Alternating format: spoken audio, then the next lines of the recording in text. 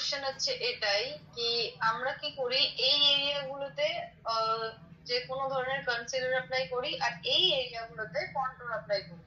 তো ওটার মধ্যে আমার প্রশ্ন এটা আছে কি ওটার মধ্যে জিনিসটা দেখতে সুন্দর লাগে কিন্তু ওটা করি কেন?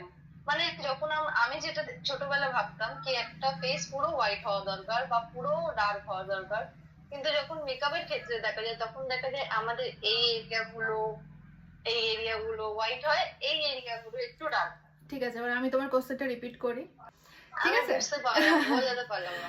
হ্যাঁ আমি বুঝে গেছি।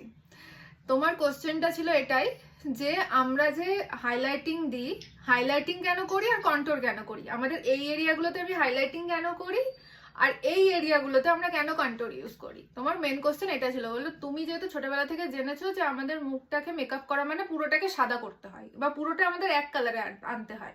এক কালার থাকে। হ্যাঁ, বাট এটা একদম ভুল, যেটা আমরা ছোটবেলা থেকে আমাদের মাদের থেকে শিখে আসি বা বড়দের যারা থাকে তাদের কাছ থেকে।